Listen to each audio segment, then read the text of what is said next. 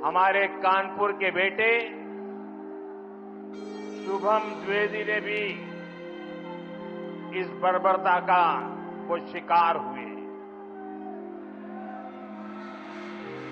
बेटी ऐशन्या की वो पीड़ा,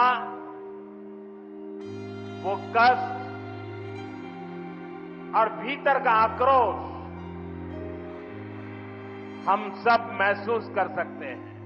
शुक्रवार को देश के प्रधानमंत्री कानपुर के दौरे पर रहे। इस दौरान एयरपोर्ट पर पहुंचते ही प्रधानमंत्री मोदी ने सबसे पहले पहलगाम आतंकी हमले में जान गंवाने वाले शुभम द्विवेदी के परिवार से मुलाकात की।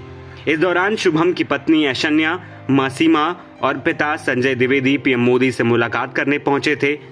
ऐशन्या और शुभम के पिता की आंखों से पीएम मोदी को देखते ही आंसू निकल आए। दोनों को भावुक देख पीएम मोदी ने भी उनका ढांढस बंधाया और कहा कि आतंकवाद के खिलाफ ऑपरेशन सिंदूर रुका नहीं है, खत्म नहीं हुआ है, ये आगे भी जारी रहेगा। हम आगे भी आप लोगों से मिलते रहेंगे। बता दें कि नरवल एसडीएम शुभम के परिवार को लेकर कार से चकेरी एयरपोर्ट पर प्रधानमंत्री मोदी से मुलाकात करवाने पहुंचे थे।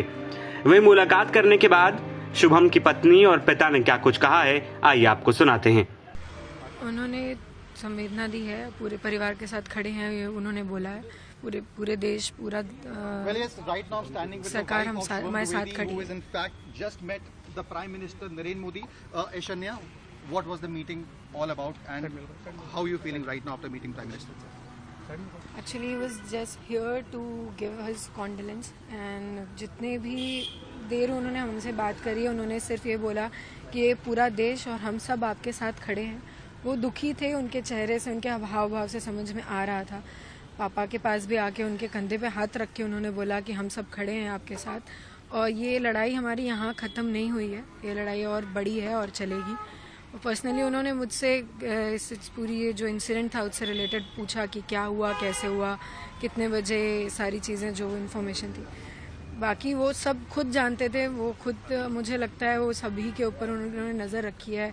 मैं कहाँ से हूँ या फिर ये फैमिली के बारे में, शुभम के बारे में सब जानते थे, सब उन्हें ऑलरेडी। प्रधानमंत्री ने आपसे ये भी बोला कि जो लड़ाई है टेररिज्म के अगेंस्ट, वो भी खत्म नहीं हुई है। बिल्कुल, उन्होंने सबसे पहले ये बोला कि लड़ाई लंबी है और अभी चलेगी, उन्होंने ये बोला, तो इसका मतलब है।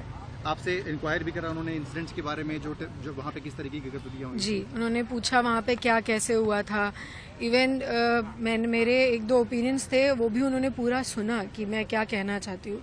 तब मैंने उनसे कहा कि मुझे लगता है कि वो इंटरनली हिंदू मुसलमान को अलग करना चाह रहे हैं, शायद इसलिए वो आए थे, या फिर कश्मीर में चीज़ें सही हो रही थी, वो उसे ख़त्म करना चाहते थे इसलिए आए थे। उन्होंने सुना और एक्नॉलेज किया इस फैक्ट्स को।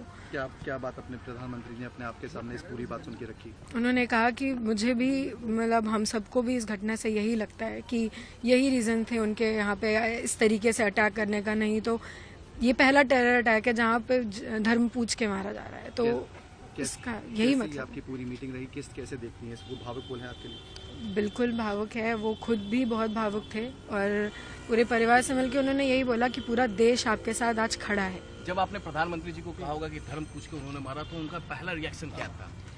मैंने उनसे ये बोला कि वो धर्म के लिए हमें धर्म में बांट रहे थे। मैंने ये नहीं कहा कि वो धर्म पूछ के मारा, ये तो सबको पता ही है। मैंने उनसे ये कहा कि वो पाकिस्तानी, वो टेररिस्ट आके हमसे धर्म पूछ के हमें मार रहे थे, वो इंटरनली हमें हिंदू मुसलमान में बांटना चाह रहे थे। मैंने ये बोला। तो उसका प्रधानमंत्री जी का रिएक्शन? उन्होंने कहा कि वो दोबारा मिलेंगे और फिर इस बारे में या फिर जो भी चीज़ें हैं वो आगे बात करेंगे। हमारे परिवार ने उनका आभार व्यक्त किया कि उन्होंने जो 22 अप्रैल का जो नृशंस घटना हुई थी, उसके जवाब में आतंकवाद पे बहुत ही कठोर प्रहार किया। पाकिस्तान में आतंकवादी शिविरों को नष्ट करने का सेना को खुली छूट दी। उसके लिए मैंने प्रधानमंत्री जी का हृदय से आभार व्यक्त किया, अपने परिवार की तरफ से आभार व्यक्त किया और ये कहा कि प्रधानमंत्री जी, आतंकवाद के खिलाफ इस लड़ाई में आप अकेले नहीं हैं, मेरा पूरा परिवार, पूरा समाज आपके साथ है। माननीय प्रधानमंत्री जी ने इस घटना पे गहरा दुख व्यक्त किया हमारे परिवार के साथ। ऐशान्या से उन्होंने बात की और उन्होंने कहा कि आतंकवाद के खिलाफ जो ये लड़ाई है हमारी, वो जारी रहेगी और हम आतंकवाद का समूल विनाश करेंगे।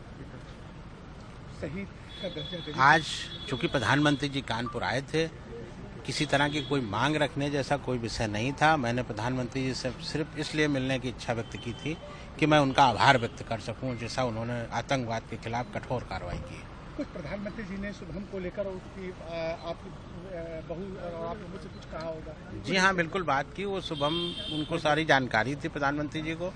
उन्होंने बहू से बात की, किस तरह घटना हुई उस दिन, उसके बारे में बहू से जानकारी ली और बातचीत करते हुए सभी लोग भावुक हो गए थे। माननीय प्रधानमंत्री जी भी बहुत भावुक हो गए थे और निश्चित तौर पे मुझे ऐसा लगता है कि इस घटना से उनको बहुत कष्ट है और निश्चित तौर पे वो आतंकवाद के खिलाफ और भी निर्णायक कार्रवाई करेंगे। किस तरह का क्षण था जिस वक्त प्रधानमंत्री जी आपके सामने खड़े थे? जी, बहुत भावुक क्षण था, बहुत भावुक क्षण था उस समय। प्रधानमंत्री खुद भी, माननीय प्रधानमंत्री जी खुद भी बहुत भावुक हो गए थे और निश्चित तौर पर मुझे ऐसा लग रहा है प्रधानमंत्री जी को इस घटना को लेकर बहुत गहरा दुख है और वो बिल्कुल संकल्पबद्ध हैं कि आतंकवाद का सफाया ही करके मानेंगे। विकास का एक कार्यक्रम 24 अप्रैल को होने वाला था, लेकिन पहलगाम हमले के कारण मुझे अपना कानपुर दौरा रद्द करना पड़ा। पहलगाम के कायरना आतंकी हमले में हमारे कानपुर के बेटे शुभम द्विवेदी ने भी इस बर्बरता का वो शिकार हुए। बेटी ऐशन्या की वो पीड़ा, वो कष्ट और भीतर का आक्रोश हम सब महसूस कर सकते हैं। हमारी बहनों बेटियों का वही आक्रोश ऑपरेशन सिंदूर के रूप में पूरी दुनिया ने देखा है।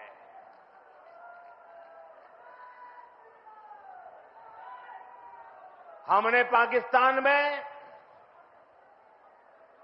आतंकियों के ठिकाने घर में घुसकर सैकड़ों मील अंदर जाकर तबाह कर दिए।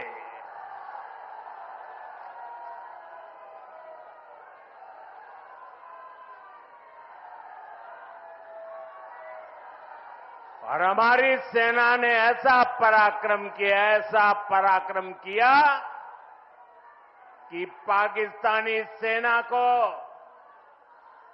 गिड़गिड़ाकर युद्ध रोकने की मांग करने पर मजबूर होना पड़ा। बता दें कि 22 अप्रैल को पहलगाम में आतंकियों ने 26 लोगों की गोली मारकर जान ले ली थी। आतंकियों ने सैलानियों से धर्म पूछकर उन्हें गोली मारी। इसमें कानपुर के रहने वाले शुभम द्विवेदी भी थे, जो अपनी पत्नी के साथ हनीमून पर कश्मीर घूमने गए थे। शुभम की शादी को सिर्फ 2 महीने ही बीते थे। शुभम अपने घर का इकलौता चिराग था, जिसकी सबसे पहले आतंकियों ने निर्ममता से हत्या कर दी थी। पत्नी ऐशन्या ने अपने सुहाग को बचाने के लिए आतंकियों से हाथ भी जोड़े, लेकिन उन भेड़ियों ने एक न सुनी और बेदर्दी से 26 लोगों की एक एक कर जान ले ली। वहीं इससे पहले नेता प्रतिपक्ष राहुल गांधी भी शुभम द्विवेदी के परिवार से मिलने पहुंचे थे, जहां उन्होंने परिवार का ढांढस बंधाया था। पीएम मोदी के दौरे की बात करें तो ये 1.5 महीने में उनका दूसरा उत्तर प्रदेश का दौरा है। इससे पहले वो 11 अप्रैल को काशी आए थे। अगर कानपुर की बात करें तो प्रधानमंत्री रहते हुए मोदी का ये 8वां कानपुर दौरा है। एनबीटी ऑनलाइन की रिपोर्ट।